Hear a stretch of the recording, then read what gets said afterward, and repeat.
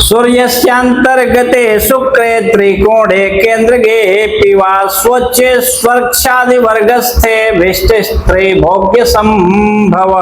तो मित्रों, महर्षि पराशर बृहद पराशर होरा शास्त्रम के 54वें अध्याय के 65वें श्लोक में कहते हैं कि सूर्य की महादशा में यदि शुक्र की अंतर्दशा चल रही हो आपके ऊपर और ऐसा शुक्र आपकी कुंडली में किसी त्रिकोण भाव में या फिर किसी केंद्र भावों में बैठा हुआ हो, स्वराशि का हो, उच्च में बैठा हुआ हो या फिर स्व नक्षत्र में हो, अपने निजी वर्ग में बैठा हुआ हो और इस प्रकार से यदि शुभ होकर के कहीं कुंडली में बैठा हुआ हो तो ये निश्चित हो जाता है कि अभीष्ट स्त्री का भोग करवाता है, अर्थात आपको पत्नी बहुत खूबसूरत मनचाही प्राप्त होती है। और इतना ही नहीं, अनेकों प्रकार की संपदा भी साथ ही आपको प्राप्त होती है। ठीक है, तो मित्रों 66वें श्लोक में महर्षि पराशर कहते हैं कि ग्रामांतर प्रयाणम च ब्राह्मण प्रभु दर्शनम राज्य लाभो महोत्साहो छत्र चामर वैभवम।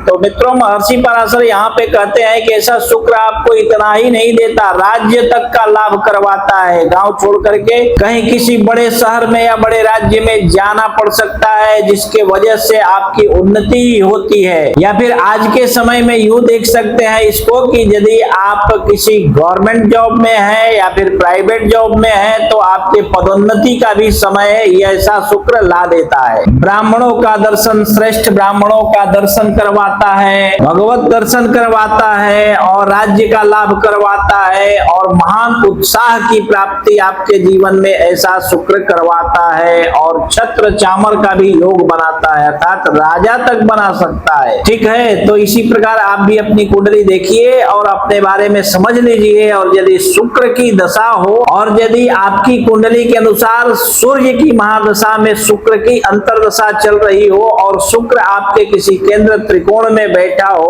अब आप केंद्र त्रिकोण देखते हैं तो ये भी देख लीजिएगा कि आपके जो दशानाथ है उससे भी किसी केंद्र त्रिकोण में पड़ रहा है या फिर तीसरे छठे में हो जाता है। क्योंकि कई बार होता क्या है कि लग्न से गिनने पर कोई भी ग्रह है तो वो केंद्र या त्रिकोण में तो होता है, परंतु उसका दशानाथ ऐसे जगह पे बैठा होता है जहां से गिनने पर तीसरे या छठवें हो जाता है। तो ऐसे में भी अशुभ फल की प्राप्ति करवाने लगता है, शुभ फलों का नाश कर देता है। ठीक है ना, तो इस प्रकार से आप उसको गौर से देख लीजिए और उसके बाद ये फल विचार कीजिए। और इतना निश्चित है कि अगर शुक्र आपका अच्छा हुआ तो बहुत ही अच्छा फल आपको प्रदान करेगा, राज्य तक का लाभ करवा देगा या आज के समय में कहें तो अरबपति बना देगा आपको। ठीक है ना, तो इसी प्रकार आप भी अपनी कुंडली देखिए और अपने बारे में समझ लीजिए। और यदि आपको इसके बाद भी समझ में ना आवे तो आप अपनी कुंडली किसी कुशल श्रेष्ठ विद्वान ज्योतिषी को दिखाइए। और कोई श्रेष्ठ विद्वान आपको आपके आजू बाजू में ना मिले तो आप अपनी कुंडली हमें दिखा सकते हैं। आप देश विदेश कहीं भी रहते हो,